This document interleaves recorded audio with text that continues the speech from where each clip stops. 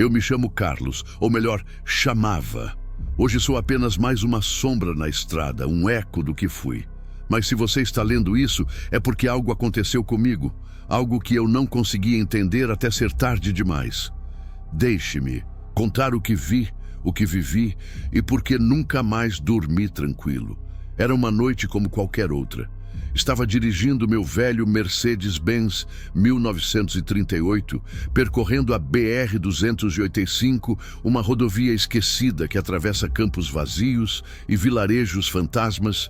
Aqui no sul do Brasil, era inverno, e o vento cortante fazia os galhos secos das árvores rangerem como ossos velhos. Eu estava cansado, mas sabia que precisava chegar ao destino antes do amanhecer. A carga era pesada e o cliente não tolerava atrasos.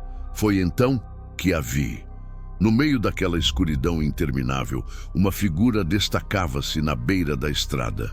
Uma mulher vestida com um casaco vermelho vivo, tão vibrante que parecia brilhar sob a luz fraca dos faróis. Ela acenava para mim desesperada, como se estivesse esperando há horas por ajuda.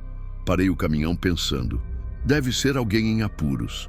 Não havia outro carro à vista, e aquela região era conhecida por ser perigosa à noite. Quando abri a porta para deixá-la entrar, notei algo estranho. Seus movimentos eram lentos, quase etéreos, como se ela flutuasse sobre o chão gelado. Mesmo assim, ignorei. Ela entrou sem dizer uma palavra, sentando-se no banco do passageiro. Só quando liguei o aquecedor e olhei para ela novamente foi que percebi. Suas mãos, Deus do céu, suas mãos, pareciam transparentes como vidro fosco, e seus lábios se moviam, mas nenhum som saía. Você está bem? E perguntei, tentando disfarçar minha preocupação crescente. Ela finalmente falou, mas sua voz era diferente. Vinha de longe, como um sussurro carregado pelo vento. Preciso voltar para minha filha, disse ela com urgência. Na cidade abandonada. Cidade abandonada, repeti confuso. Havia uma antiga vila ferroviária a cerca de 40 quilômetros dali, mas ninguém ia para lá havia anos. Apenas ruínas cobertas de musgo e histórias de tragédias antigas. Tem certeza? Perguntei hesitante. Ela assentiu, firme. Por favor, é importante. Não sei por que concordei. Talvez tenha sido pena, talvez curiosidade. O que eu não sabia naquele momento era que aquela decisão mudaria tudo. A viagem até a vila foi silenciosa, exceto pelo barulho constante do motor e do vento batendo contra a cabine. Olhei para ela algumas vezes pelo canto do olho, mas sempre que tentava encará-la diretamente, ela parecia distorcida, como se fosse feita de fumaça. Suas mãos, agora completamente translúcidas, repousavam no colo. Ela olhava fixamente pela janela, como se pudesse ver algo além da escuridão. Quando chegamos à entrada da vila, a cena era desoladora. Prédios carbonizados, janelas quebradas, mato tomando conta das ruas de paralelepípedos. Parei o caminhão e virei-me para ela. Chegamos, anunciei, mas ela já não estava lá. Olhei ao redor atordoado. Como alguém poderia simplesmente desaparecer de um caminhão em movimento? Saí do veículo, chamando seu nome. Senhora? Senhora? Minha voz ecoava nas ruínas, mas não houve resposta. Foi então que percebi algo ainda mais perturbador. Marcas, de pegadas no chão enlameado. Pegadas pequenas, como as de uma criança, levavam para dentro de uma construção em ruínas.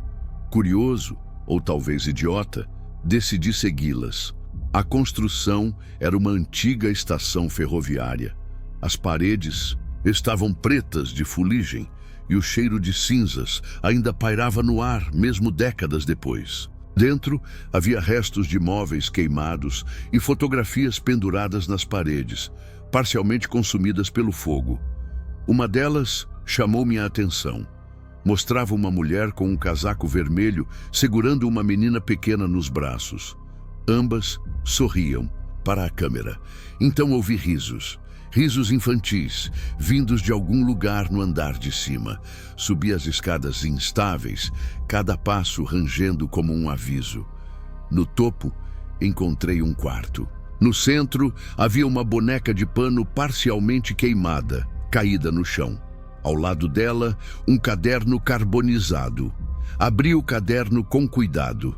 As páginas estavam ilegíveis em grande parte, mas algumas frases ainda podiam ser lidas.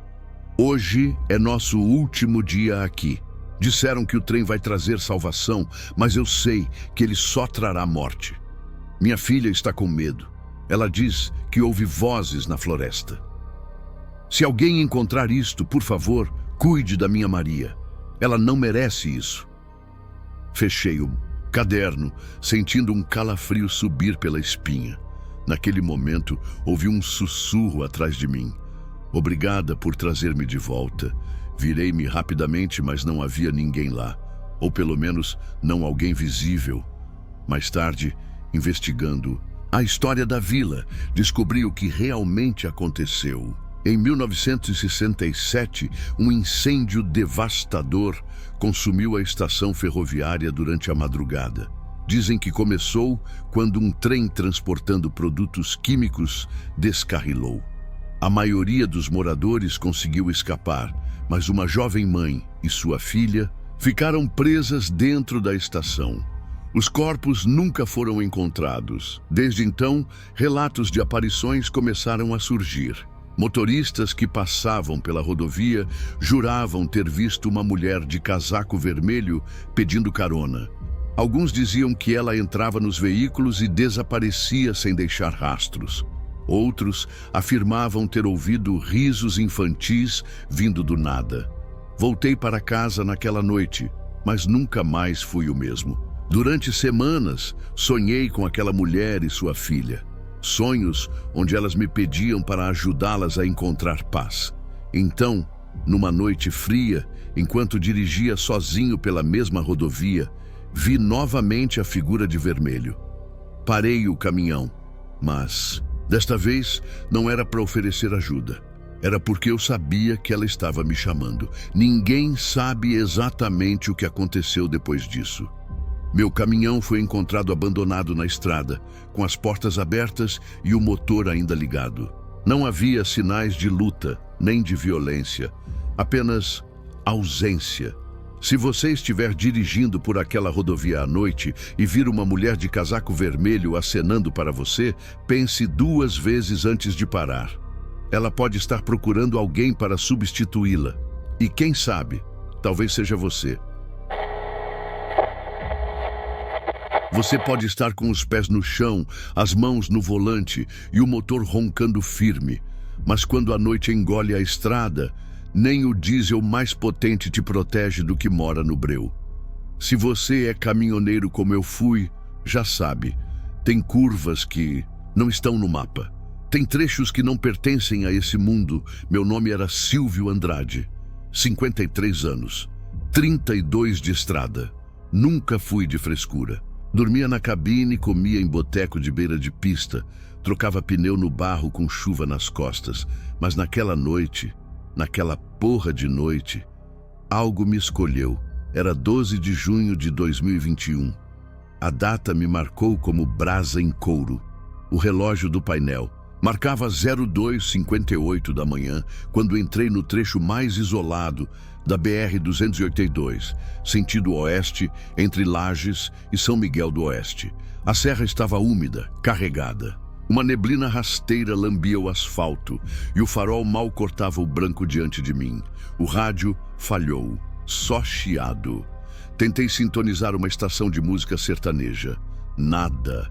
Só aquele som de interferência e um chiado fraco que mais parecia respiração. Peguei o copo de café já frio, um amargor na boca e uma sensação de que não era bem cansaço. Era algo estranho, como se eu estivesse sendo observado. Mas quem? Ali não tinha ninguém, nada, nem carro nem farol, só eu e o silêncio.